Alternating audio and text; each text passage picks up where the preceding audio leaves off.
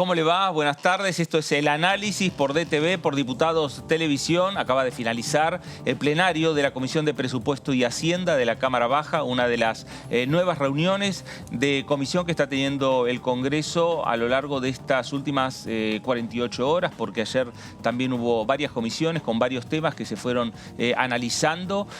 Hoy prosiguieron en horas de la mañana el punto final que le dieron por el día de hoy en lo que respecta a la Comisión de Presupuesto y Hacienda, un temario que va teniendo por un lado consensos entre oficialismo y oposición, otros temas que lo destacó hace minutos nada más el propio presidente de la Comisión, Carlos Heller, que tienen dictámenes de mayoría y dictámenes de minoría. Esto quiere decir que no hay acuerdo entre los bloques, o por lo menos un acuerdo general entre los bloques como para firmar un mismo dictamen. A veces están de acuerdo en un tema, pero tienen algunas diferencias y las disidencias que se provocan en el seno de una comisión se resuelven finalmente en la discusión de fondo cuando se da en el recinto de la Cámara de Diputados. A veces se logra consenso y finalmente esas disidencias terminan siendo coincidencias, y a veces las disidencias se mantienen. ¿Y cómo se resuelve? Por intermedio de la votación. Y así ven cuando las votaciones en el recinto de la Cámara de Diputados salen de determinada manera, mayoría para unos, minorías para otros, y de esa manera van transcurriendo los debates y se van aprobando o rechazando los proyectos de ley en el Congreso de la Nación. Y algunos serán convertidos en ley y otros tendrán que pasar a la Cámara de Senadores de la Nación. Vamos a saludar a quienes me están acompañando en el día de hoy. Señor Martín Bravo, ¿cómo le va? ¿Qué tal? Buenas tardes, Fernando. Muy bien. Sí, se puso en marcha el Congreso, la Cámara, después de las elecciones con las comisiones en estos días. Recién la de presupuesto, una de las más importantes. Bueno, van a ir quedando dictámenes, como decías vos, de mayoría, de minoría, con las diferentes posturas para ir al recinto, para que siga el debate en el recinto. Señor David Cayón, ¿cómo le va? ¿Qué tal, Fernando? ¿Cómo estás? Muy bien. Bueno, sí, la verdad es que debe ser de las comisiones más importantes teniendo en cuenta lo que viene, ¿no? Me parece que el final fue la pregunta. ¿Cuándo va a ser el presupuesto? Exactamente. Bueno, y fue la pregunta que a lo largo de todos estos tiempos o estos últimos meses lo estuvo haciendo el bloque de Juntos por el Cambio. Nos vamos a nuestro móvil. Sofi Raimundis, adelante. ¿Cómo estás, Fer? Saludo también a los compañeros y retomo lo que estaban justamente comentando en la mesa en este momento, que es la mención del presupuesto para el 2022, para el año que viene, y quien realizó una mención importante justo en el cierre, ¿no?, de este plenario de comisiones que comenzó a las 13 horas fue el diputado de la Unión Cívica Radical, Luis Pastori, de Misiones, que ya está con nosotros para realizar un balance sobre lo que fue este extenso debate. ¿Cómo está? Muchas gracias por su tiempo. ¿Y cuál es el balance que se realiza después del debate? Bueno, ha sido una reunión de la Comisión de Presupuesto con una serie de temas, todos ellos de relevancia, con algunos de los cuales hemos estado de acuerdo, hemos acompañado los dictámenes, con otros hemos manifestado algunas disidencias o con dictamen de minoría, y en algunos directamente hemos ido por el rechazo, como por ejemplo en esta ley que extiende por 50 años, una cosa realmente inaudita, asignaciones específicas de algunos impuestos, lo cual nos pareció absolutamente desmedido, ¿no? Así que algunos temas tal vez centrales, la ley de la llamada ley de envases, que también recién terminamos de debatir, en donde estamos de acuerdo con la idea de la responsabilidad extendida del productor, no así con la incorporación de un nuevo tributo, ¿no? Que no son muy pocos países en el mundo, 4 que lo aplican. Creemos que no es necesario esto. Así que bueno, muchos temas. Luis, ¿cómo le va? Fernando Fraquelli saluda. Sí. Hola, Fernando, ¿cómo está? Muy bien. Bueno, Luis, usted lo planteó una vez más. Usted termina su mandato el 10 de diciembre, quiere entrar a discutir el presupuesto, quiere hablar cara a cara con Martín Guzmán. Sí. Bueno, el 15 de septiembre, hace 2 meses y 2 días, que entró el proyecto de presupuesto en forma inédita. Yo por lo menos los 8 años que estuve en la Cámara, los 8 años que estoy culminando ahora, 2 mandatos, nunca pasó esto. Siempre ingresaba el presupuesto y si a veces el mismo día o a veces al día siguiente o a la semana siguiente, a más tardar, teníamos la presencia del ministro, de los funcionarios del Ministerio de Economía, en cada caso, cada año.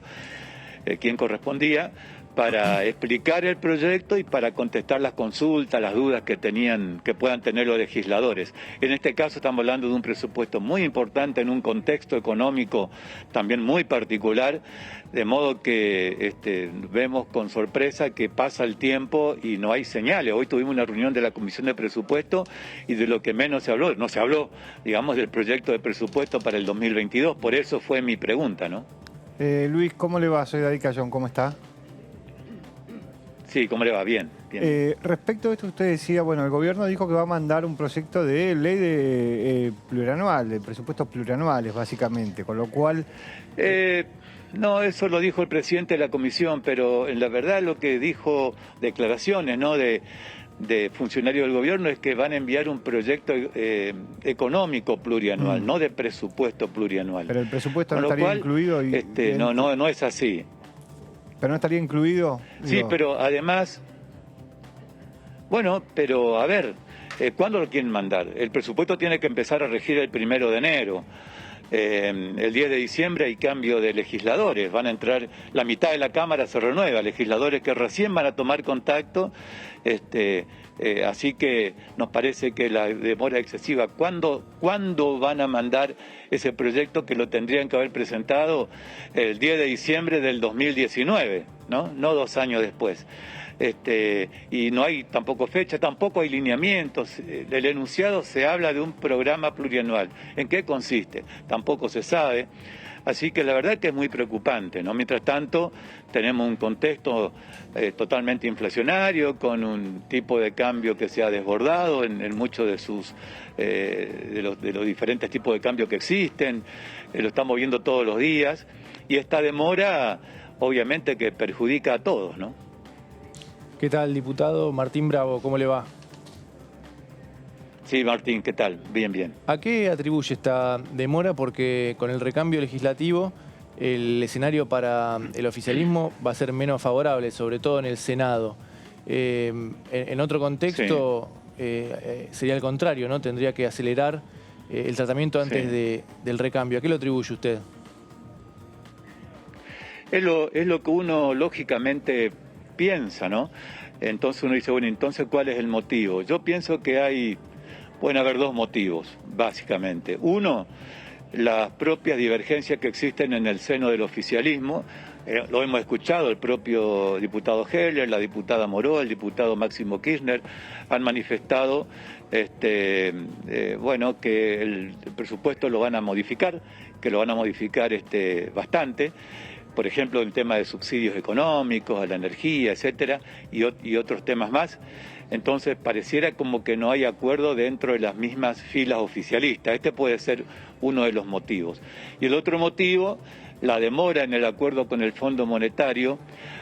No se olvide que el proyecto de presupuesto da por sentado, da por hecho un acuerdo, porque no contempla absolutamente ni un solo dólar de pago de la deuda con el Fondo Monetario, justamente. Entonces, cosa que tampoco está cerrada y cosa que se está discutiendo. Entonces, como que la demora del gobierno en solucionar estas cuestiones hace que este proyecto también se vea demorado, cuando todo indica que le convendría, desde el punto de vista, no sé, político, aprobarlo antes del 10 de diciembre. Me parece que yo lo atribuyo a esos factores que le comentaba recién, ¿no? Claro. Luis, gracias por estos minutos para Con Diputados Televisión. No, por favor, gracias a ustedes por la atención, muy amables. Gracias, Sofi.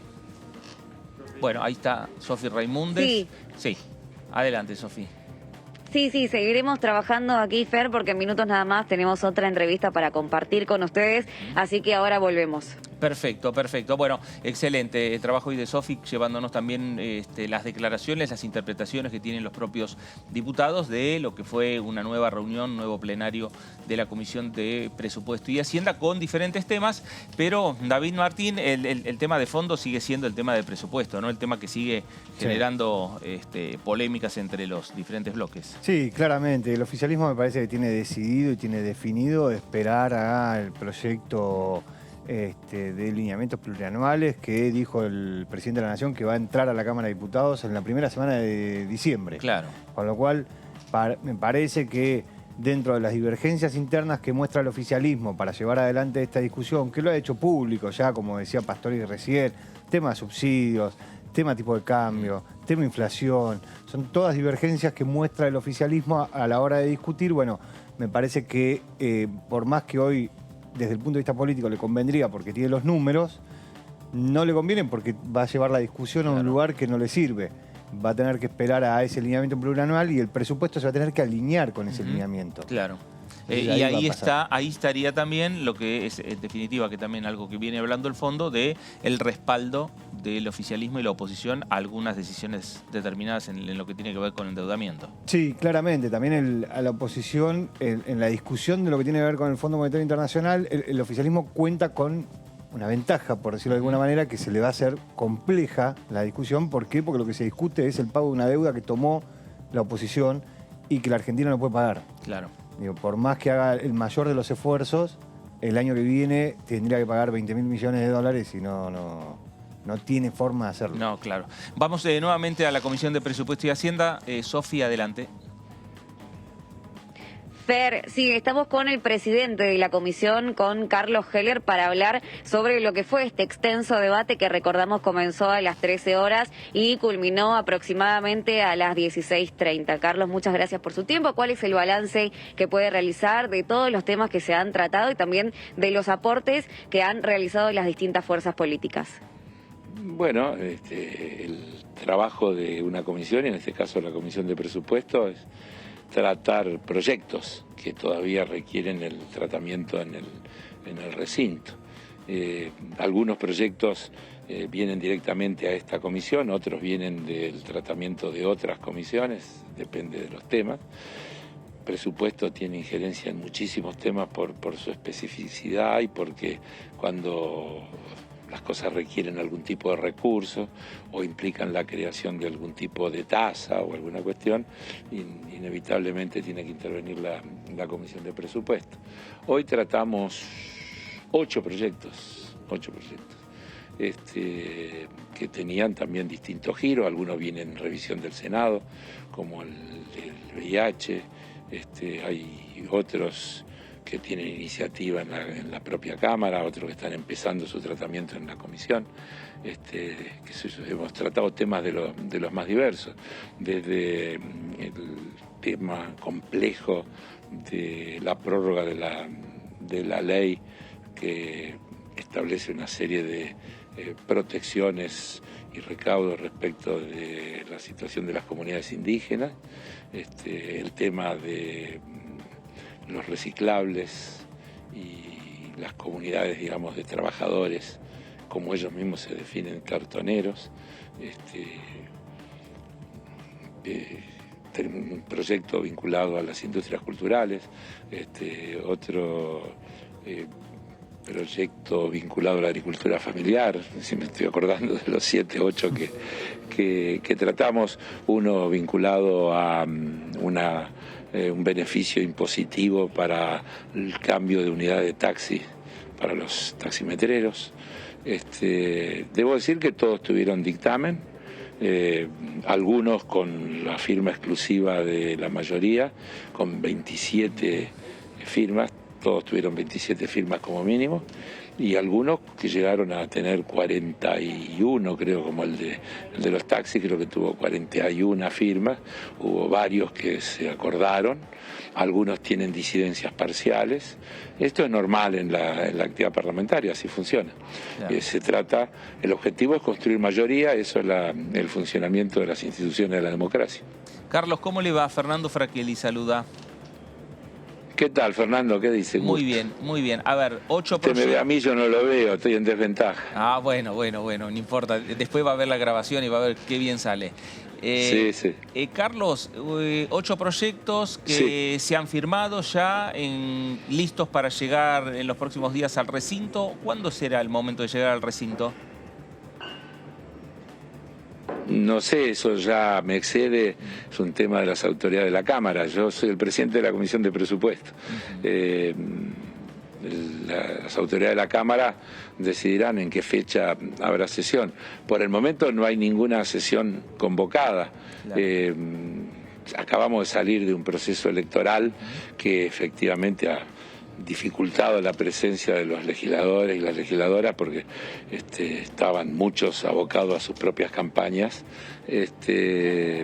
Para quienes vivimos en la Ciudad de Buenos Aires o cerca es mucho más fácil que para los que vienen de lugares muy distantes de este país, que tienen incluso los problemas que hay hoy de pasajes, viajes. Por ejemplo, tenemos por delante un fin de semana largo y están agotados todos los pasajes, no hay pasajes para ningún lado, ni para ir ni para volver. Y entonces también eso dificulta el traslado de los legisladores y es un hecho concreto. Así que supongo que la semana que viene o la otra habrá una sesión. También hay algunas cuestiones que tienen que ver con la política nacional.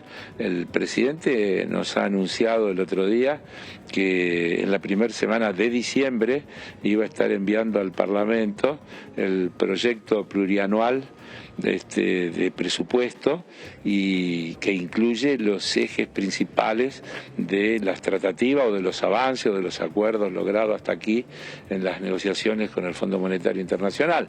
Es decir, que no es un tema menor porque es muy difícil.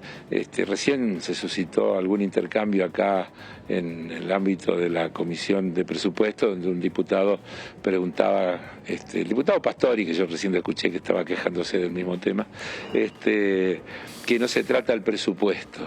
Y yo le dije, ¿pero usted cree que se puede tratar el presupuesto sin tener planteado cómo se va a resolver el tema de la deuda? Deuda que tomaron ustedes. No se hacen responsables de nada. Simplemente me van a plantear un problema de calendario, cuando en realidad lo que tendrían que estar planteando autocríticamente es cómo diablos consintieron un endeudamiento de esa naturaleza con un cronograma de devolución absolutamente imposible de cumplir. Porque, digo, ¿en qué cabeza cabe que nosotros podríamos pagar en el 2022 $19.000 millones y otros 19.000 millones en el 2023? No sé, parece poco serio, parece poco serio.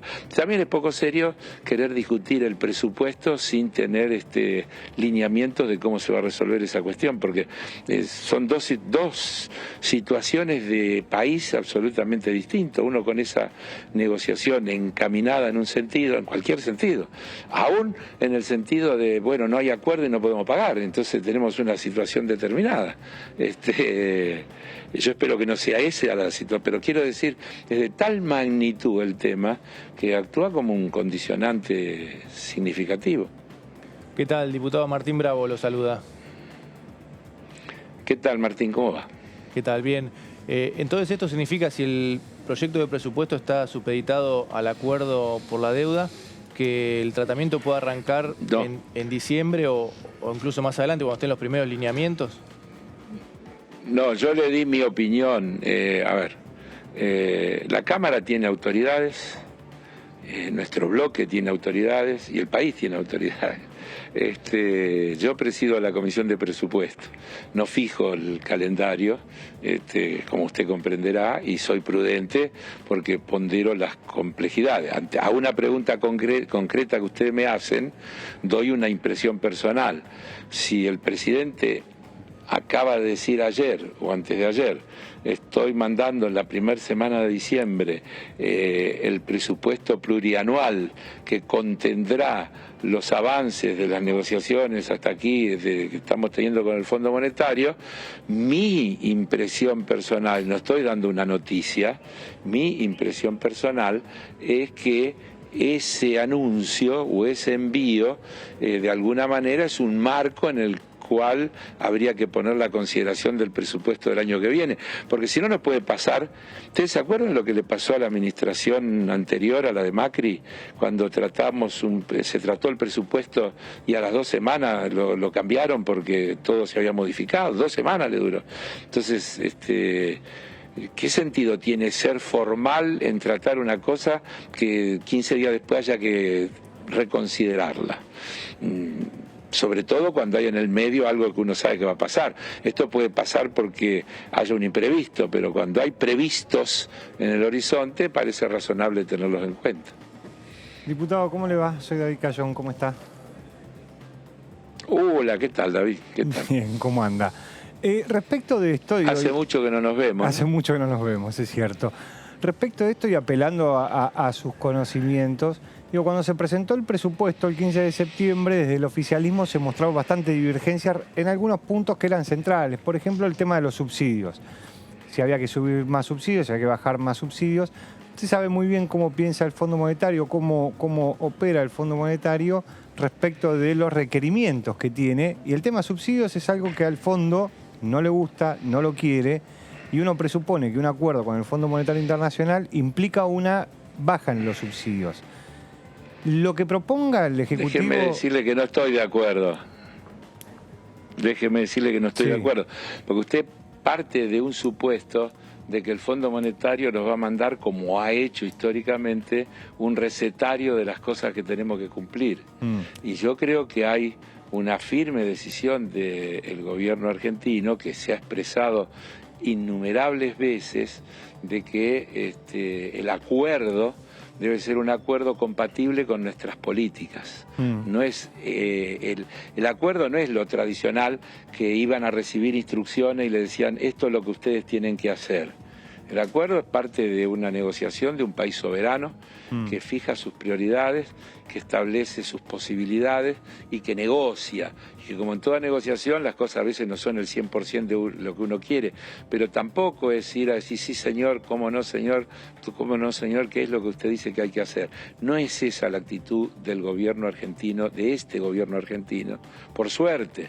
Pero fíjese que usted me lo plantea, fíjate, porque yo te tuteé toda la vida, te voy a seguir tuteando, que casi como naturalidad vos planteás, el fondo opina, el fondo nos va a decir. Bueno, el gobierno se ha cansado de repetir que un mal acuerdo es peor que un no acuerdo. Le planteo un mal dato, acuerdo es peor. Un dato que tiene que ver con... ¿Cómo?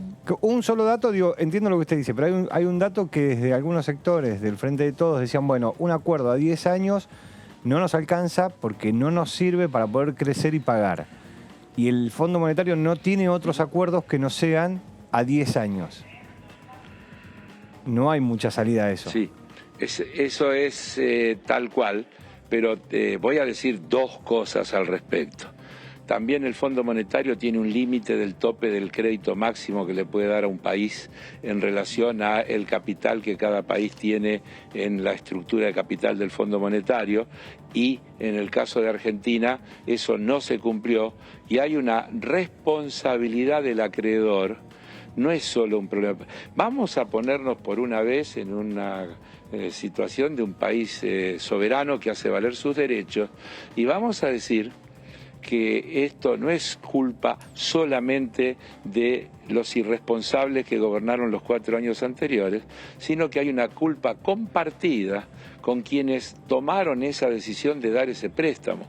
Hay hasta jurisprudencia internacional de la corresponsabilidad del acreedor y el deudor cuando un crédito está mal dado, cuando un crédito excede las capacidades de el que lo toma. El Fondo Monetario desde el mismo momento que lo dio, si ustedes se fijan en los informes del fondo, decía este crédito es viable pero con poca probabilidad. Desde el mismo día que lo dieron estaban diciendo que no se iba a poder pagar, si ellos sabían que era así.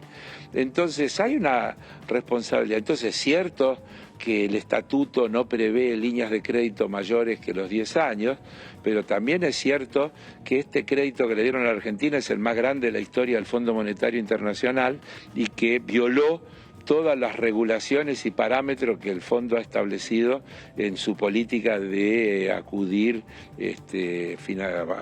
ayudando, con comillas digo ayudando, a los países que requieren esa ayuda. Por lo tanto, el tema forma parte de las cuestiones que hay que discutir. Y vuelvo a repetir, si fuera simplemente tomar las cláusulas del Fondo Monetario, seguramente ya habría acuerdo.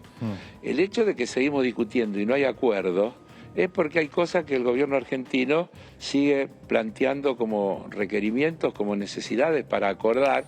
Y vuelvo a repetir, lo dice el ministro Guzmán, lo dice el presidente, se lo hemos escuchado a todo el mundo, es decir, un mal acuerdo es peor que un no acuerdo.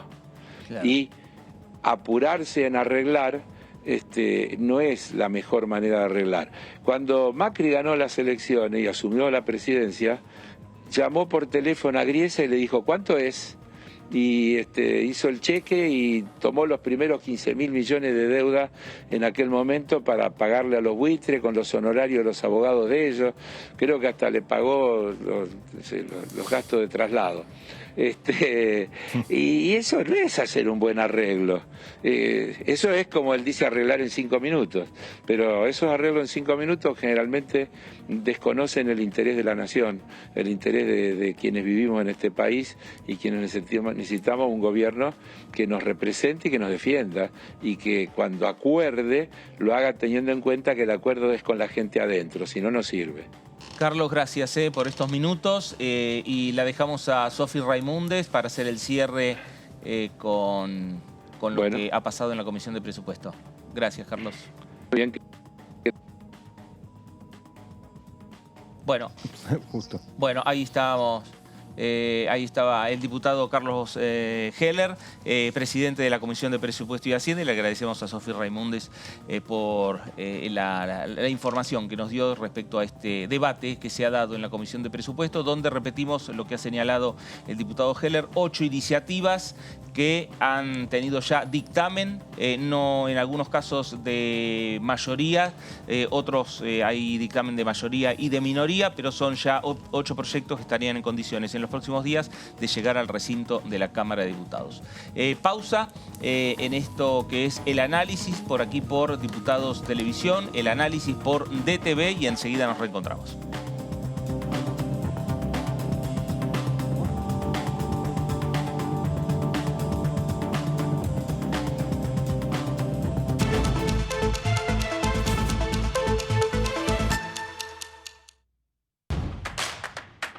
Información. Análisis. Diálogo. Consenso. Innovación. Economía. Ambiente. Tecnología. Federalismo. Pluralidad. Oficialismo. Oposición. Todo lo que sucede en el Congreso. Te lo contamos nosotros. Porque somos tu voz en el Congreso. DTV, el periodismo en el Congreso. Con el Plan Básico Universal, siendo beneficiario o beneficiaria, podés acceder a planes económicos y accesibles de telefonía fija, telefonía móvil, televisión por cable e internet en todo el país. Solo tenés que llamar a tu empresa proveedora de servicios. Exigilo, es tu derecho. Más conectados, más cerca. Conoce más en argentina.gov.ar/Plan Básico Universal.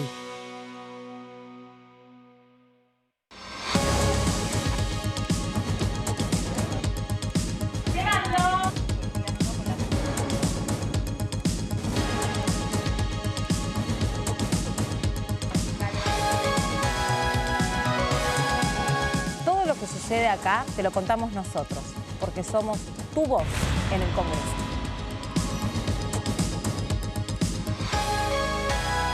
DTV, el periodismo del Congreso.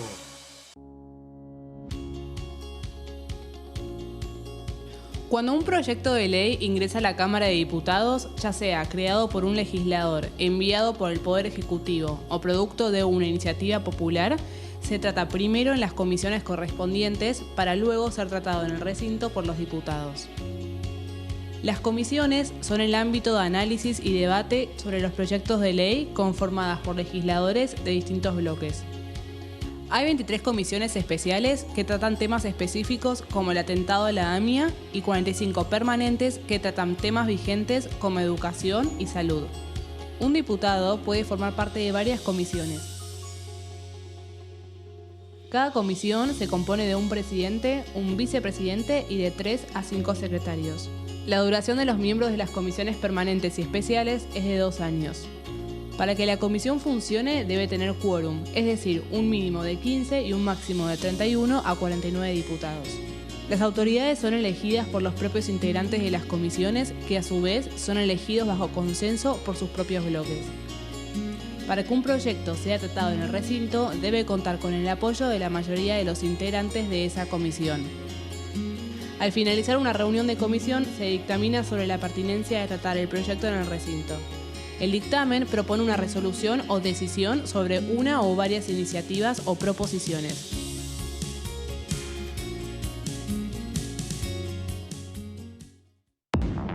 ¿Cómo les va? Muy buenos días. Esto es DTV Primera Edición. La minería del litio es mucho más amigable con la naturaleza, digamos, además de estar todos los controles ambientales. Tenemos la ley de paridad, ellas lo tienen también en la provincia, que tenemos que tratar de que esta ley no sea una letra muerta y darle contenido a esta ley. Creo que el agua es un bien muy preciado hoy en el mundo y que tenemos que avanzar rápidamente con esta ley para preservar ese recurso que tiene que ver, ¿no?, con el futuro de varias generaciones. DTV Primera Edición, de lunes a viernes. El virus se transmite por el aire en espacios mal ventilados. Por eso, al ventilar, recordá las 3C, constante. Mejor una ventana abierta todo el tiempo que abrirla y cerrarla de manera intermitente. Cruzada, por lo menos 2 ventanas o puertas abiertas para que el aire circule. 5 centímetros al menos de apertura. En el auto, abrir una ventanilla de adelante y una de atrás. En el transporte público, abrir al menos una ventanilla de adelante y otra de atrás del lado contrario. En un espacio cerrado, dejar abiertas constantemente 2 ventanas para ventilar de manera cruzada. En cualquier lugar, acordate siempre de las 3C. Constante, cruzada y de al menos 5 centímetros. Sigamos practicando la cuidadanía. Ministerio de Salud. Argentina Presidencia. ¿Qué es tener tu casa propia? ¿Es tener un título que diga que es tuya? Sí, pero es más que eso. Es saber que vos y tu familia van a tener un lugar al que puedan llamar casa.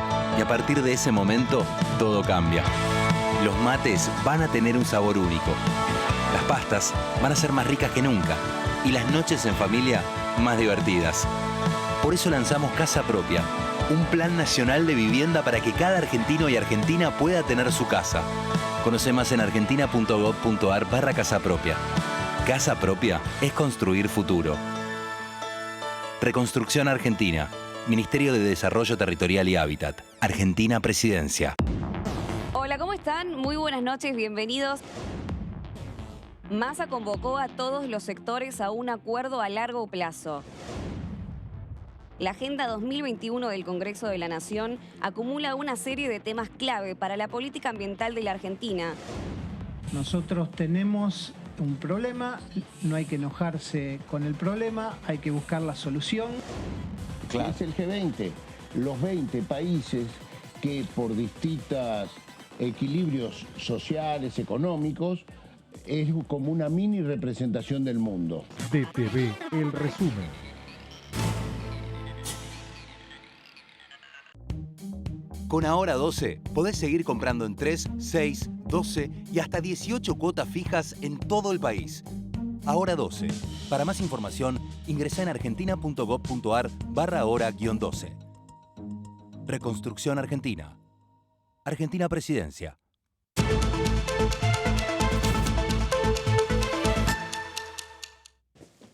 Muy bien, 6 minutos ya pasaron de las 5 de la tarde. Esto es el análisis por DTV, por Diputados Televisión, la agenda del Congreso de la Nación, el análisis de lo que puede llegar a venir en los próximos días, más allá de las reuniones de comisión. Algo conversábamos con el diputado Carlos Heller respecto a la posibilidad de nueva sesión en la Cámara Baja. Podría darse la próxima semana, si no será la otra. Lo cierto es que también lo que tenemos como novedad es que el Poder Ejecutivo Nacional extendió el periodo de sesiones ordinarias del Parlamento. Esto es que las sesiones ordinarias que constitucionalmente vencen el 30 de noviembre y hay facultad, obviamente, del Poder Ejecutivo de extenderlas. Se extendieron hasta el 31 de diciembre. Esto habilita también más tiempo para las discusiones en las comisiones respectivas. Y esto también lo que habilita la discusión de agendas de temas a discutir en el Congreso de la Nación. Y en parte, David, Martín, en parte lo que tiene que ver con agendas es lo que hablaron en el día de hoy el presidente de la Cámara de Diputados, Sergio Massa, y el jefe de Gabinete de Ministros, Juan Mansur. Ahí tenemos la imagen en las oficinas del jefe de gabinete, en la Casa de Gobierno. La agenda del Parlamento para los próximos días. Sí, básicamente una reunión que duró 2 horas en Casa Rosada, donde se habló de esto, de la discusión que se abre con la oposición y que se va a dar en el Congreso, como vos bien decías, la extensión de las sesiones ordinarias, que no solo habilita el tratamiento de la agenda, sino que habilita que la oposición presente proyectos, si así lo desea, porque es un proceso de 30 días más, por el cual el Congreso sigue trabajando de manera normal, por decirlo de alguna manera, para marcar la diferencia con las extraordinarias. Las extraordinarias, el temario lo pone el Ejecutivo. Pero básicamente el encuentro se centró en esto que anunció el presidente Alberto Fernández y que en esta conversación se ratificó que esa conversación se va a dar adentro del Congreso. Claro. Martín, y sin dudas también lo que se debe haber conversado es la evaluación de las elecciones, ¿no? Cómo queda la radiografía de la Cámara de Diputados a partir del próximo 10 de diciembre. Seguro, sí, como decía David, uno de los ejes, las conversaciones con la oposición, y el otro, el apoyo de los gobernadores, ¿no?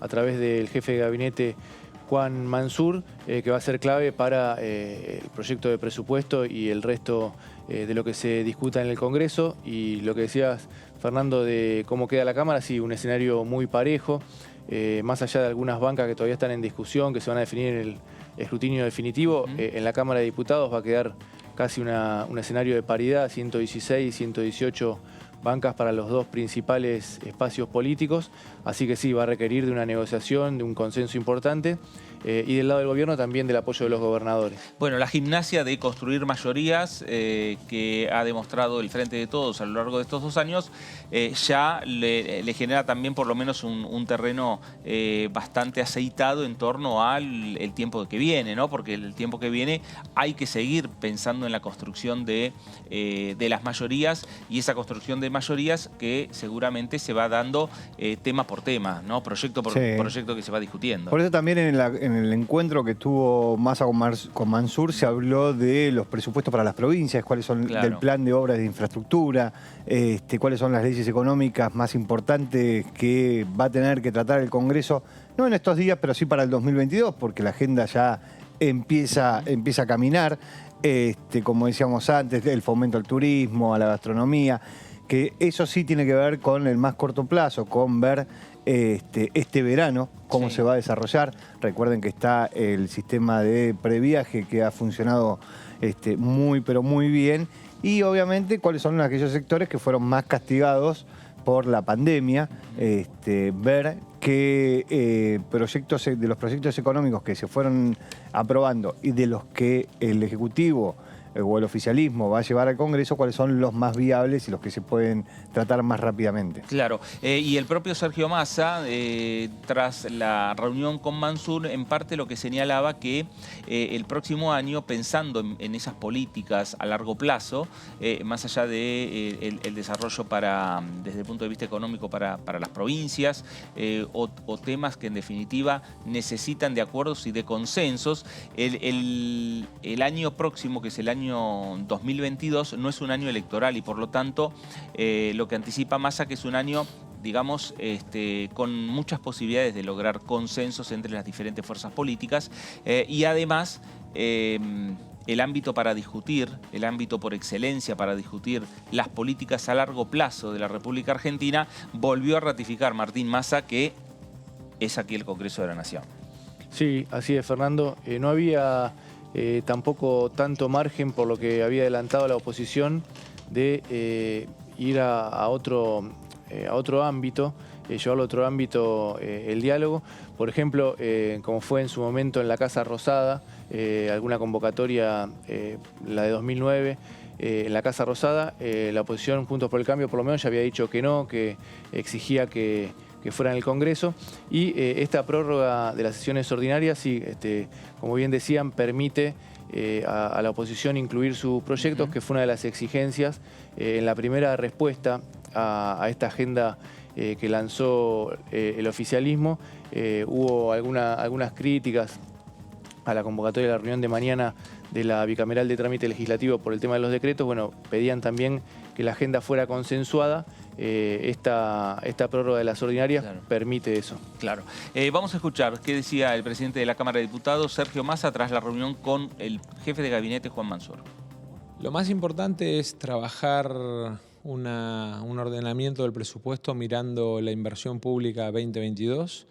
Provincia por provincia vamos a coordinar con los gobernadores, con el Ministerio de Interior y Jefatura de Gabinete para de alguna manera ponerle foco a lo que van a ser 2,5 puntos de inversión pública del PBI, que es uno de los niveles más altos de la historia argentina y que queremos que tenga impacto fuerte en las provincias. Y lo vamos a trabajar a lo largo de los próximos días, porque tenemos que resolverlo rápido con los gobernadores para que en los próximos meses tenga impacto concreto en las provincias. Y por otro lado, avanzar en lo que son aquellas leyes de promoción económica para el 2022, tal vez la más importante o la que más impacto tiene es la asociada a la construcción, que de alguna manera lo que permite es que con desahorro generemos inversión privada a partir de regímenes de promoción para el sistema constructivo argentino. Primero vamos a trabajar fuerte en el diálogo con la oposición, muy fuerte. Estamos definiendo una serie de temas porque entendemos que es muy importante que en el 2022, que no hay elecciones, todos pongan lo mejor para que Argentina salga adelante y salgamos de esta dinámica en la cual el gobierno propone y la oposición se opone. Me parece que es central pasar a un esquema en el cual, en aquellos temas en los que podamos construir consenso y previsibilidad para la Argentina para los próximos 10 años, lo podamos hacer.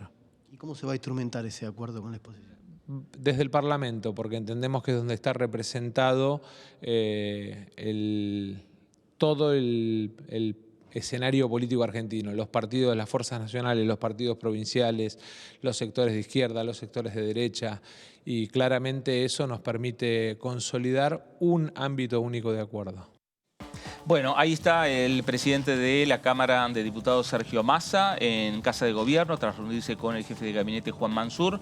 4 o 5 proyectos pensando en la Argentina a largo plazo, ¿no? Pensando en la Argentina de aquí a 10 años es lo que está planteando el presidente de la Cámara de Diputados. El ámbito natural y por excelencia para discutir estos temas es el Congreso de la Nación. Los protagonistas son conocidos, los que se tienen que sentar en la mesa de esta discusión son ya actores conocidos como las fuerzas políticas que tienen representación parlamentaria, como son las fuerzas también de la producción, como son las fuerzas del trabajo, como son los gobernadores. En definitiva, va a haber muchos actores para discutir diferentes temas y lo que le van a dar también a las políticas que se puedan llegar a consensuar entre oficialismo y oposición, pensando, repetimos, políticas a largo plazo, políticas a 10 años, es consenso político. Y eso es fundamental y es lo que está faltando hoy por hoy en la República Argentina. Cambiamos de tema, hablamos de proyectos que vienen avanzando en el Congreso de la Nación. El proyecto de ley de industrialización del cannabis es un proyecto que ya se discutió en 2 comisiones en 48 horas, David. Sí, totalmente. Hasta pasó el ministro de la Producción, Matías Culfas, estuvo en el Congreso dando los lineamientos y explicando de qué se trata este proyecto. Un proyecto con que la Argentina busca diversificar la producción, más que nada en las provincias del norte, pero tiene que ver con un producto que se puede desarrollar en todo el país. Tenemos unas placas para explicar de qué se trata este proyecto. Lo que crea este proyecto de ley que tiene media sanción, que viene con media sanción del Senado, las condiciones para el desarrollo de la cadena a nivel global. O sea, todos los eslabones que tienen que ver con la producción del cannabis medicinal y el cáñamo industrial. que tiene impacto tanto en la producción de empleo como en las exportaciones y el acceso a la salud. En las exportaciones es muy importante, la Argentina prevé generar ingresos de divisas muy rápidamente, en muy corto tiempo, en 10 años, tener un impacto muy, pero muy importante. Lo que establece, digo, por el producto en el cual se está hablando, es un marco legal que autorice las diferentes etapas, tanto sea la siembra como el cultivo, como la producción, el almacenamiento, el transporte, la comercialización. Este punto es muy importante, la posesión de semillas de cannabis, la planta y sus derivados, pero todo esto tiene que ser con fines de aplicación medicinal, terapéuticos, paliativos o de investigación científica. Claro. ¿Sí? Esto es muy importante porque, y en la placa 2 lo explicamos, tiene como objetivo la producción, ¿sí? Claro. El cannabis medicinal para atraer inversiones, tanto públicas como privadas. Hasta ahora lo que se está viendo en la Argentina son inversiones públicas. Hay provincias que están llevando adelante este desarrollo. Por ejemplo, el caso de Jujuy, que fue una de las primeras, perdón, en toda la cadena industrial, y lo que busca es complementar la ley que legalizó este tipo de producciones que utiliza el uso terapéutico del cannabis, pero a una escala menor. Claro. Se acuerdan, ¿no?, que estamos hablando de las madres canábicas que producían aceite de cannabis para sus hijos. Bueno, esa ley lo que hizo... Pero que lo producían casi a escondidas. Claro, sí, ¿no? Tenían causas legales por la producción y todo eso. Bueno, esto lo que hizo, esa ley, la 27.350, lo que hizo fue legalizar esa producción a muy, muy baja escala. O sea, pueden producir para ellos, pero no pueden producir para vendérselo a otra persona. Bueno, esto lo que hace es generar la cadena comercial. Y el cáñamo industrial, que es otra producción, básicamente sobre la misma planta, que legaliza los eslabones productivos y de comercialización del cáñamo industrial y sus subproductos. Se puede utilizar para un montón de cosas. Se puede utilizar tanto, por ejemplo, para la producción textil como para la producción de autopartes. Claro. Digo, tiene un abanico muy, pero muy amplio. En la placa número 3, lo que establece, volviendo al tema del producto del que se está hablando, lo que busca es, obviamente, un control férreo respecto de la producción y toda la cadena de comercialización. Entonces crea una agencia reguladora, se llama la ARRICAME, que va a hacer fiscalizar, va a otorgar las autorizaciones para la producción y también para la comercialización, tanto interna como para la exportación. Va a estar en el Ministerio de Desarrollo de la Producción, por eso vino el ministro Matías Culfas a explicarlo, pero también va a haber Ministerio de Seguridad, porque estamos hablando de la planta de cannabis, de Agricultura, de Ciencia y Tecnología y de Salud. ¿Sí?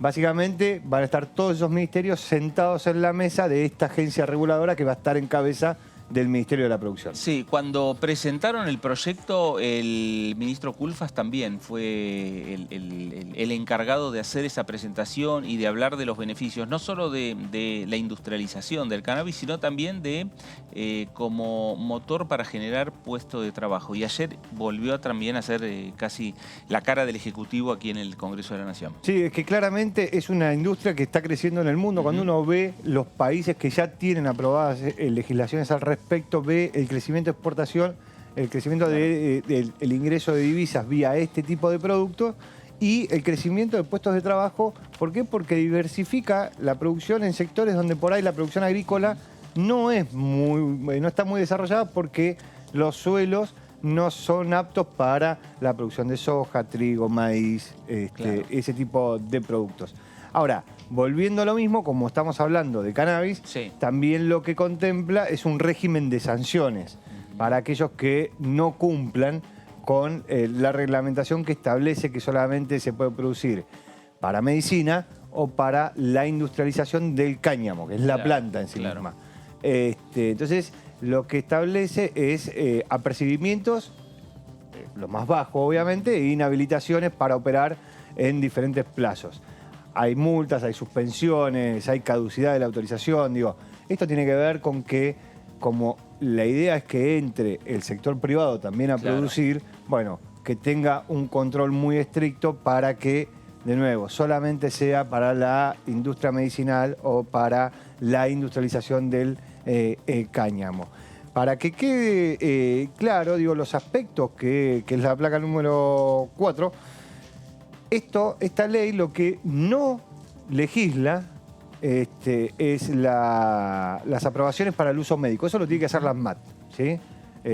O en el caso de la otra entidad que es el INAL. Lo otro que no aprueba, que no tiene nada que ver, no legisla, es el autocultivo, que era lo que hablábamos antes. Claro. La producción de aceite de cannabis vía el autocultivo. Y mucho menos aprueba el cannabis para uso recreacional. Claro. Sí, esa es otra discusión que se va a tener que dar más adelante porque básicamente implica la legalización de una droga. Claro, porque estamos hablando de un proyecto de ley que habla sobre la industrialización.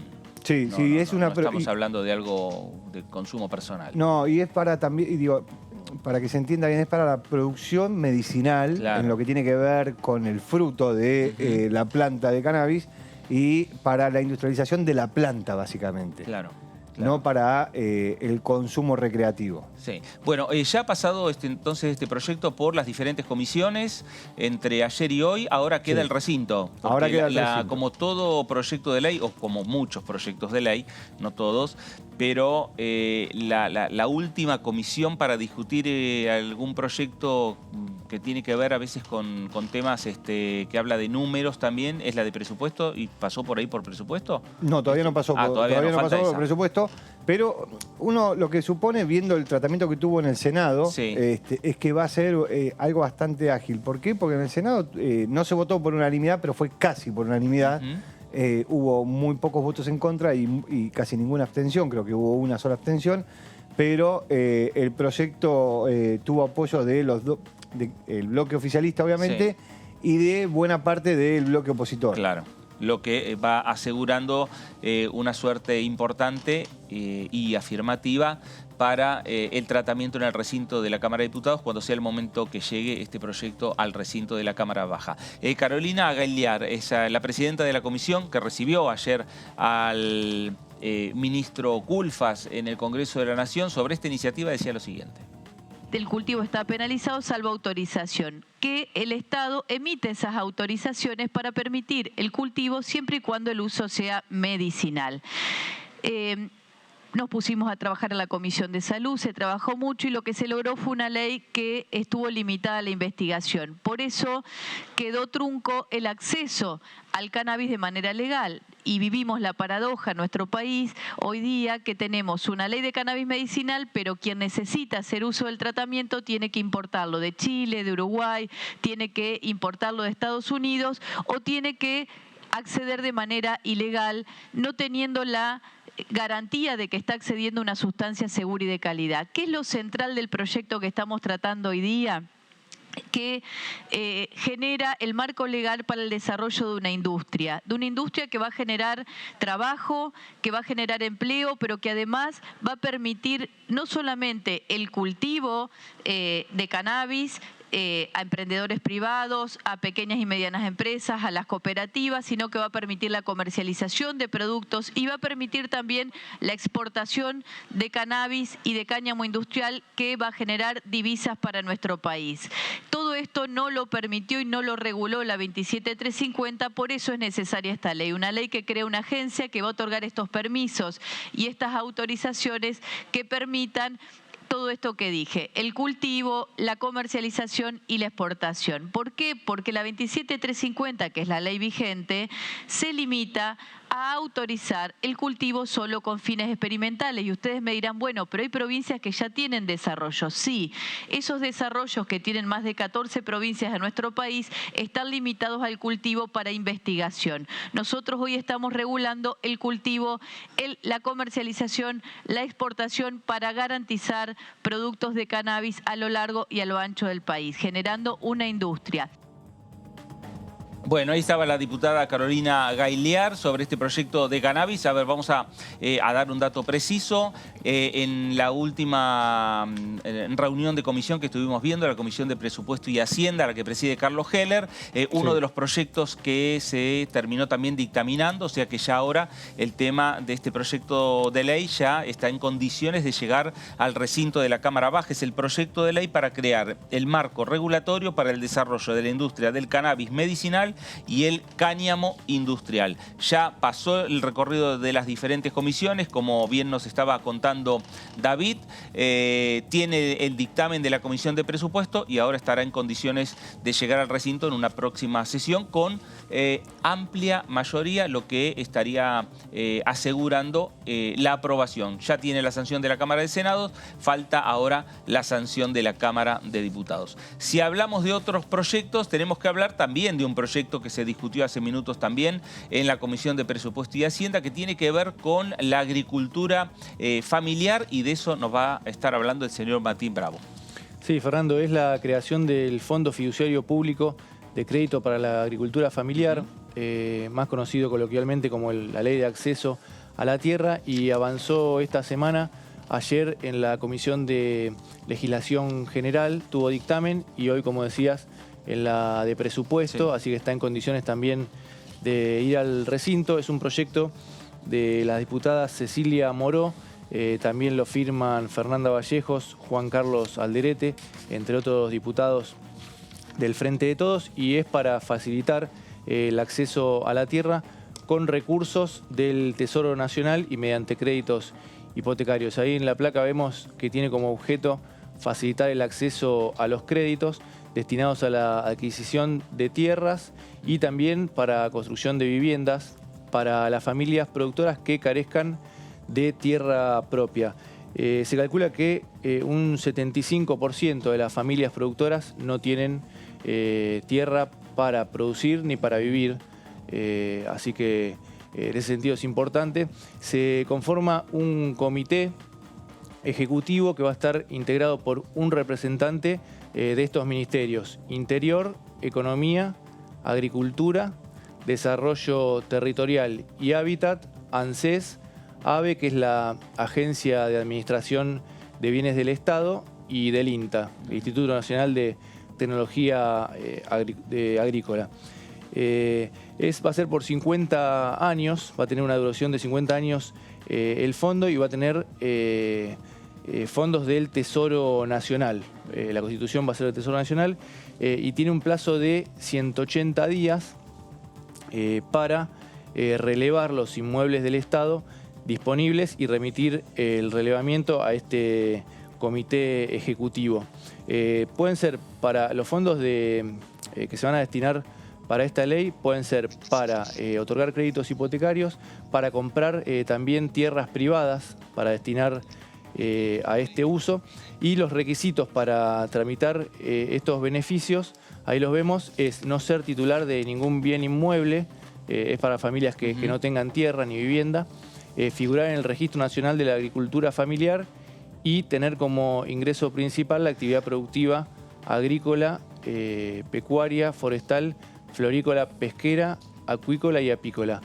El oficialismo consiguió dictamen de mayoría, la oposición fue con un dictamen de minoría aparte, está de acuerdo en líneas generales, pero quiso diferenciarse con su propuesta. Y un dato más, Fernando, para cerrar: de 2002 a 2018 desaparecieron, según se calcula, 100.000 explotaciones agropecuarias de pequeños productores por la concentración. Lo que genera también que no tengan tierras es una informalidad, una precarización y explotación de los trabajadores del sector. Así que es posible que pueda haber consenso y que avance este proyecto. Bueno, y ahora estaría ya en condiciones de llegar al recinto de la Cámara de Diputados a partir de lo que es el dictamen, más allá de que haya de mayoría y de minoría, en la Comisión de Presupuesto. Hace años también estuvo el entonces diputado, después fue ministro de Agricultura, hablamos de Luis Basterra, pensando y trabajando también proyectos de esta naturaleza, trabajando proyectos que tenían que ver con la economía familiar y que, bueno, se van viendo cómo se van plasmando los diferentes tratamientos, debates, como el que se dio hoy en la Comisión de Presupuesto y que seguramente va a llegar prontamente al recinto de la Cámara Baja, y veremos si se consigue finalmente ahí consensuar o se dirime por la votación que se pueda dar en el recinto de la Cámara Baja. Otro de los temas que también se avanzó, pero ahí ya mostrando más dictamen a favor y dictamen en contra entre Frente de Todos y Juntos por el Cambio, tiene que ver con el tema de los envases, ¿no? Desde el punto de vista del medio ambiente. David, en ese tema estábamos. Sí, perdón. Sí, básicamente se armó una discusión. La discusión está planteada en el impuesto que se crea bajo la responsabilidad del productor del envase. ¿Sí? Es un impuesto del 3% para todos los envases, no importa el producto. Y ahí es donde la oposición plantea la discusión respecto de, lo escuchábamos al diputado por Santa Fe Laspina, decía, bueno, si yo tomo un envase y le ponían un ejemplo extremo donde decía, bueno, pongo un aceite italiano, paga el 3%, claro. Y si es un agua, le paga el 3%, con lo cual le impacta del mismo modo a todos los consumidores. Entonces decían, bueno, la verdad es que eso, si lo que se busca es proteger a los que menos tienen, no sirve. Pero en realidad lo que busca el proyecto de ley, más allá del impuesto que se le crea, es que el productor del envase sea el responsable, no solamente desde el momento, hasta el momento en que lo pone en la góndola, que es hasta ahora como sucede,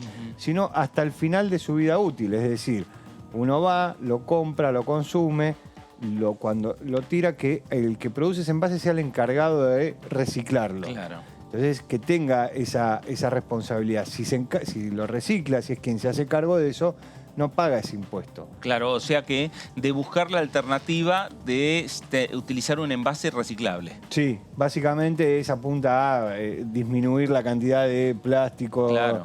Lo que pasa es que hay que ver también respecto del contenido de los productos. Está la discusión, por ejemplo, hoy sobre la escasez de vidrio, que es una discusión que tiene la Argentina en la industria vitivinícola, pero también tiene el mundo. Y esto tiene que ver con lo que se vio en la pandemia y el quiebre de los stocks.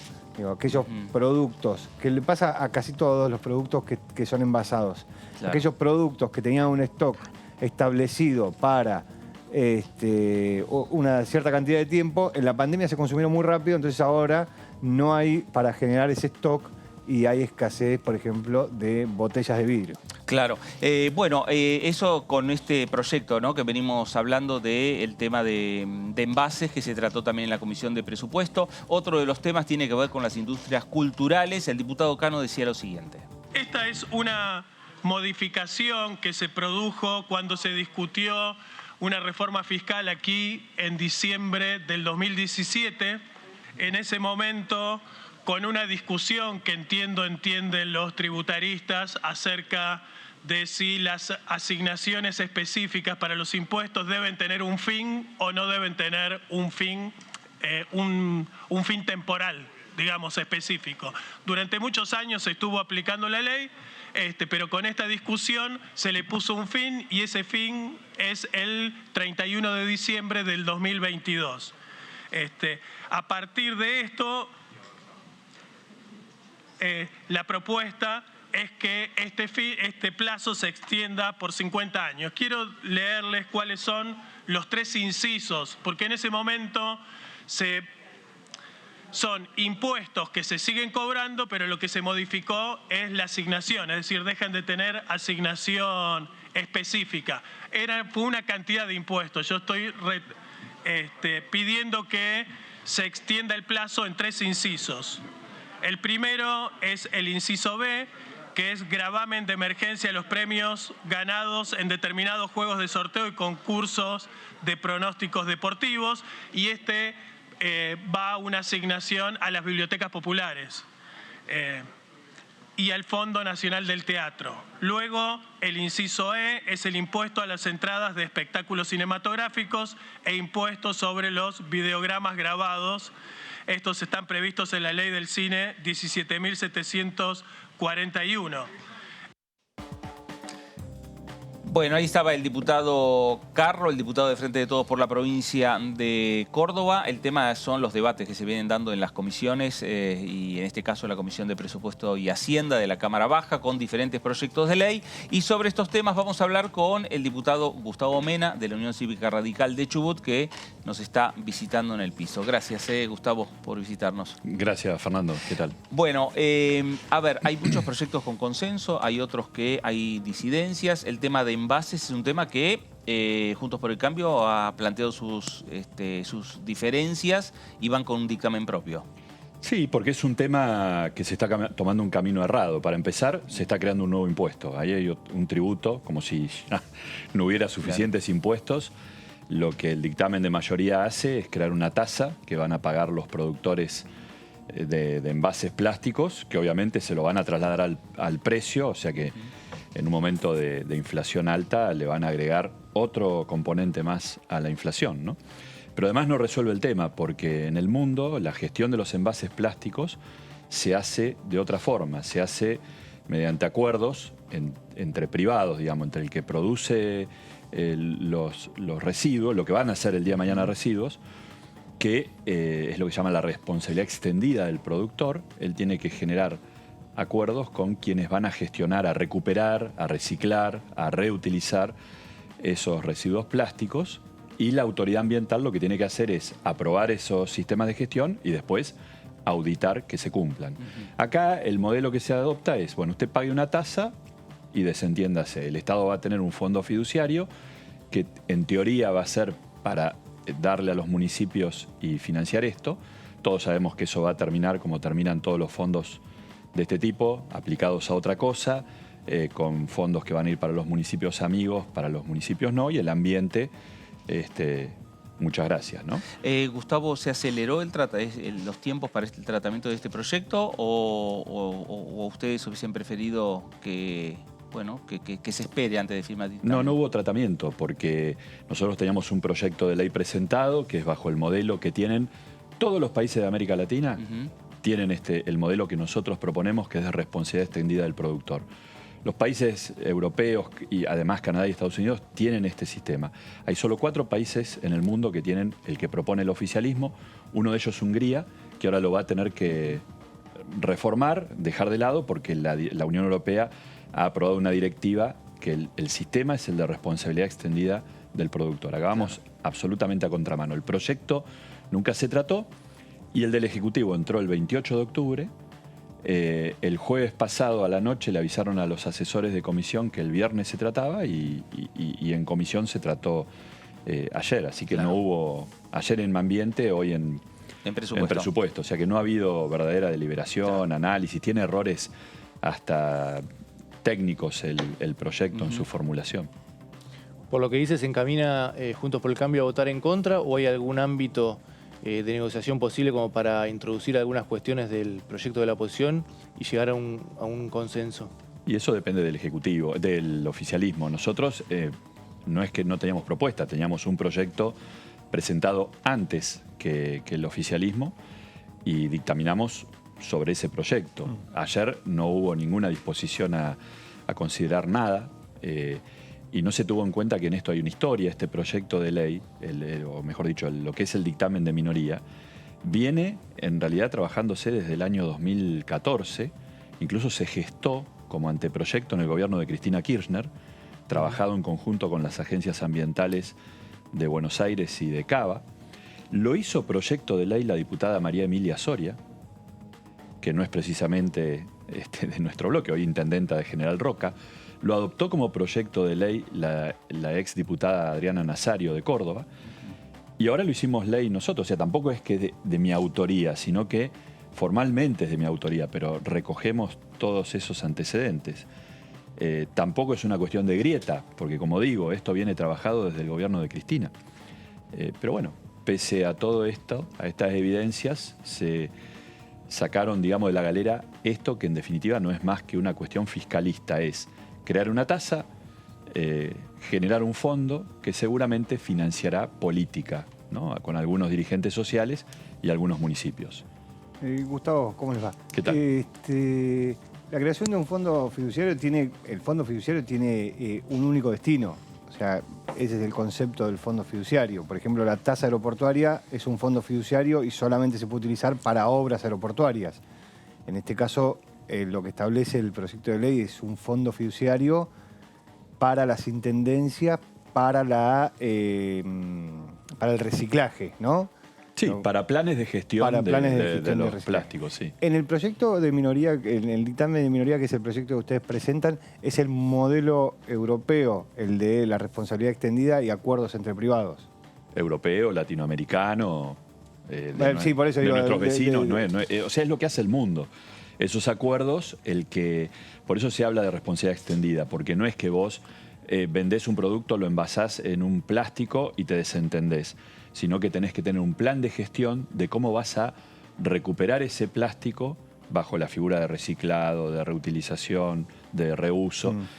Y para eso vas a tener que contratar seguramente a actores de la economía social, presentar ese plan y después mostrar los resultados de ese plan. Ese es el mecanismo. Ahora, el proyecto oficial no establece que aquellas empresas que hacen la responsabilidad extendida y llegan hasta el final de todo, dejan de pagar esa tasa del 3%. No, habla para algún sector de la red del depósito y recupero, pero además el proyecto está tan mal diseñado que ni siquiera hay una norma que diga que esa es una causal de exención. Si entramos al detalle fino, tampoco está dicho cómo se determina la tasa, hay una delegación impropia, porque los impuestos, los tributos, la tasa es un tributo, lo tiene que definir el Congreso. Acá hay como un reenvío, ni siquiera al Poder Ejecutivo, a la autoridad de aplicación, que después va a determinar cómo se fija el valor de esa tasa, lo cual es inconstitucional también, ¿no? Gustavo, esta semana, tras las elecciones del domingo, fue una semana, o por lo menos estos 2 días intensos en torno a los proyectos a discutir, ¿no? Puertas hacia adentro de Juntos por el Cambio, puertas hacia adentro de la Unión Cívica Radical, que un análisis se hace de lo que fue la jornada electoral, lo que fueron las elecciones, y pensando en cómo van a quedar la distribución de fuerzas dentro de Juntos por el Cambio. Bueno, estamos muy contentos, obviamente, y sobre todo en el caso nuestro en Chubut, que se logró ganar la provincia. Nosotros pasamos de no tener ningún senador por esto de las trampas que se hacen donde el peronismo de Chubut se presenta bajo 2 partidos y se termina llevando los 3 senadores, algo que la Constitución no quiere. Ahora hemos ganado, tenemos 2 senadores, vamos a estar emparejados en diputados, así que creo que esto es muy bueno y obviamente abre todo un panorama distinto para también recuperar la provincia. Respecto de lo que va a pasar acá, no lo sé, porque además yo no voy a formar parte de esa discusión porque yo termino mi mandato el 10 de diciembre, ¿no? Pero entiendo que responderá a esa realidad. Claro. Otro de los proyectos que se discutieron y que desarrollamos acá es el de acceso a la tierra, la creación también de un fondo fiduciario para créditos para la agricultura familiar. Ahí en líneas generales, Juntos por el Cambio está de acuerdo, tengo entendido, con el proyecto del oficialismo, pero presentó un dictamen de minoría aparte, ¿no? ¿En qué consisten las principales diferencias? No, yo en el tema ese la verdad que no he estado, estoy intentando estar. No sé si te referís al de la prórroga de la 2660. Ese es otro de los que se discutió hoy, ¿no? En ese sí hemos estado. En el de agricultura la verdad que te miento si te digo los detalles, ¿no? Yo estuve muy metido en los temas de la comisión que tuvimos ayer porque había un proyecto de ley de mi autoría, el de evaluación de impacto ambiental, que es una deuda desde la reforma constitucional que nos debemos esa norma, y ahí se aprobó un dictamen unánime sobre la base del proyecto de mi autoría, del de Hernán Pérez Araujo y del de Graciela Camaño. Y en el tema, porque vi que tenía un título parecido al que vos decís, que es el de la 2660, que está intitulado como creación de un fondo también, por eso la confusión. En realidad es la prórroga de la 2660. Del relevamiento. Del relevamiento de tierras de pueblos originarios, que nosotros ahí no acompañamos el dictamen de mayoría, tenemos nuestro propio dictamen, porque entendemos que sí, que hay que prorrogar la ley, porque está pendiente el mandato constitucional de relevar la tierra de los pueblos originarios y dar los títulos de propiedad comunitaria, pero se está haciendo de un modo y en un contexto en donde no se contemplan los derechos de todos, donde hay una situación muy violenta, sobre todo en Patagonia, donde hay gente, productores, sobre todo propietarios de pequeñas unidades que están siendo usurpados, que no tienen defensa legal, porque aunque ganen un juicio por esta ley, no pueden ejecutar la sentencia, porque en la gestión de lo que es un trámite de título comunitario, el propietario no tiene arte ni parte, ni siquiera se le da una vista para que diga lo suyo. Y hace pocos días, el 9 de noviembre, la Cámara Federal en lo contencioso administrativo sacó una sentencia donde anula una resolución del INAI justamente por esto, por no respetar el debido proceso legal adjetivo, es decir, por no darle vista al propietario del campo en ese caso. Y nosotros casualmente en nuestro proyecto de ley estamos planteando eso, entre otras cosas. Además de cerrar la cortina al 2006, porque si no, permanentemente aparecen nuevas supuestas comunidades, ¿no? Y lo que nosotros decimos, si esta era una ley de emergencia que se aprobó en el 2006, bueno, lo que debe relevarse es la realidad que había al año 2006. Ahora, diputado, cuando se votó la prórroga en la Cámara de Senadores, el radicalismo, dentro del bloque de Juntos por el Cambio, el radicalismo apoyó y votó a favor, y fue el PRO quien se opuso, básicamente con estos argumentos de la RAM y la existencia de la RAM y la violencia en el sur. Y desde el oficialismo decían, bueno, esto no tiene nada que ver porque la RAM no reconoce al Estado argentino, con lo cual no está inscripto en ningún lado. Con lo cual, si toman una tierra, cometen un delito y se los podría desalojar tranquilamente. ¿Por qué la diferencia entre el radicalismo de la Cámara de Diputados con el radicalismo de la Cámara de Senadores? Es cierto que en el Senado hubo un voto ahí dividido, pero no fue radicalismo pro, fue transversal dentro de Juntos por el Cambio. Creo que en realidad el corte fue quienes provienen de provincias del norte, en donde no es esta realidad, no es la que vivimos en Chubut, en Río Negro y en Neuquén. La actuación de grupos violentos que además no reconocen la soberanía argentina, muchos de ellos, que han hecho atentados quemando nuestra bandera y demás, es una realidad que la vivimos en Patagonia, que la padecemos en Patagonia. Tal vez por eso es la diferencia. Acá, en Diputados, pudimos tener tiempo de explicarle a nuestros colegas de otros lugares del país que esto no podía ser acompañado de esta manera, porque no es tan fácil la cuestión que si hay un delito de usurpación lo desalojan y listo. No, porque justamente esta ley, en uno de sus artículos, prohíbe ejecutar las sentencias de desalojo. Es decir, una persona despojada de su propiedad, sin motivo, hace el juicio, lo gana, pero no lo puede ejecutar. Es decir, no puede sacar al usurpador de su propiedad. Entonces, es un tema que hay que mirarlo con mucho cuidado, no tan livianamente. Y acá es muy real el derecho de los pueblos originarios y de las comunidades realmente ancestrales y que pueden acreditar una propiedad o mejor dicho, una posesión pacífica, tradicional y demás. Eso está muy bien, pero lo que no podemos es desconocer el derecho del resto de las personas que también son ciudadanos con derechos, que también son trabajadores, y que han vivido situaciones muy violentas, quema de tractores, quema de galpones, matanza de animales. Yo lo dije en la reunión de comisión, me contó de primera mano un poblador que sufrió secuestro, o sea, privación de la libertad y simulacro de fusilamiento. Esto está además bajo juicio por la justicia ordinaria de Chubut, ese acto violento. O sea, no estamos hablando de cosas menores, ¿no? Gustavo, seguramente de aquí al 9 de diciembre, cuando finalice su mandato, habrá 1 o 2 sesiones en la Cámara de Diputados, esperemos. ¿Qué tema le gustaría, estar presente, discutirlo? Todos, pero bueno, me gustaría que se pueda tratar en sesión la Ley de Evaluación de Impacto Ambiental, ya que tiene dictamen unánime. Y después, bueno, si es por tratar, me gustaría que se pudiera tratar, sé que no va a pasar de acá al 9 de diciembre, boleta única de papel, ficha limpia, porque son iniciativas que está empujando la sociedad civil, que en la plataforma Change en ficha limpia tiene casi 400.000 adhesiones, boleta única casi 200.000. Y con eso mejoramos la calidad institucional, la participación, la transparencia. Es un disparate estar votando con boletas partidarias, este derroche de papel, de tiempo, de plata, cuando podríamos votar como en el resto de los países de Latinoamérica o del mundo, con una sola papeleta en donde están todos los candidatos y uno le pone una cruz, una marca al de su preferencia, o no le pone a ninguno y es un voto en blanco. No hay más sobre, no hay más cuarto oscuro, no hay voto cadena, no hay robo de boleta.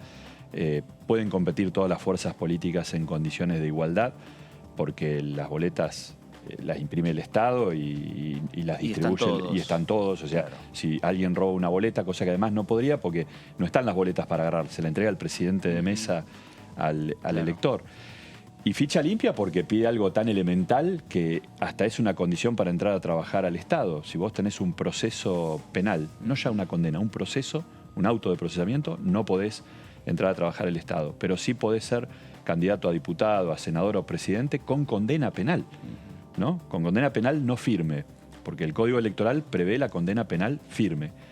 Pero la no firme, y en Argentina nunca hay una condena firme, porque hay infinidad de recursos extraordinarios que hace que por ahí, para que adquiera firmeza una sentencia, pasen 20 años. Claro. Y mientras tanto tenés a esa persona condenada por un hecho de corrupción, legislando, tomando decisiones de gobierno, y eso está mal, la sociedad lo repudia, y me parece que es algo que hay que tratar sin demora. Bueno, 3 minutos, se nos termina el programa. Una pregunta más con una respuesta corta, Gustavo. Ley de promoción del litio, que tenía un proyecto, ¿no? Sí, creo No, que el mío es del hidrógeno verde. Del hidrógeno verde, perdón, del hidrógeno verde. Está emparentado. Bueno, ojalá que se pueda tratar. Esa es una ley que se nos viene encima el tema. El mundo va a demandar cada vez más hidrógeno verde. Nosotros tenemos las condiciones para producirlo a escala, porque tenemos energías renovables y agua, que son los dos insumos, ¿no? En la electrólisis se separa la molécula se separa el hidrógeno de la molécula de agua, y el proceso es absolutamente libre de huella de carbono, porque la energía que hace esa electrólisis es de fuente renovable. Va a haber una demanda creciente y necesitamos tener reglas de juego claras y medidas de promoción para que la actividad esa se desarrolle. Claro. Cumplimos los compromisos ambientales y generamos empleo a escala. Bueno, y el tema ambiental, que es uno de los temas que sin lugar a dudas está tomando cada vez más impulso en lo que tiene que ver con la agenda, ¿no? Del Congreso, de la Cámara de Diputados, del Senado, la agenda de la República Argentina. Así es. Gustavo, gracias por visitarnos. Gracias a ustedes. El diputado Gustavo Mena, diputado de la Unión Cívica Radical por la provincia de Chubut, vence el mandato el próximo 9 de diciembre, pero bueno, esperamos obviamente que antes del 9 de diciembre tenerlo nuevamente en el piso para poder estar haciendo un balance y un análisis de su tiempo, de su mandato como diputado nacional. Martín, ¿nos queda algo en el tintero? ¿Algo que tiene que ver con seguir trabajando en las comisiones, pensando en una sesión futura? Sí, estas negociaciones que hablamos entre oficialismo y oposición, que hubo algunos contactos informales. Sergio Massa reconoció que habló con Diego Santilli, pero llamados más que nada por las elecciones, felicitaciones, nada concreto. Vamos a ver en los próximos días si se arma este diálogo que propuso el oficialismo con la oposición. Sí, mañana a 9:30 de la mañana empieza ese diálogo con el sector privado, con el Consejo Económico y Social, que se reúne en el CCK, si no me equivoco. Y de ahí empezarán a generarse también proyectos para que lleguen al Congreso de la Nación. David, gracias. Martín, gracias. Gracias, Fernando. Diputado Gustavo Mena, gracias nuevamente. Gracias. Bueno, y con ustedes también, gracias. Nos reencontramos en la jornada de mañana. Esto fue el análisis. Ahora se quedan con Melina Fleiderman. Gracias.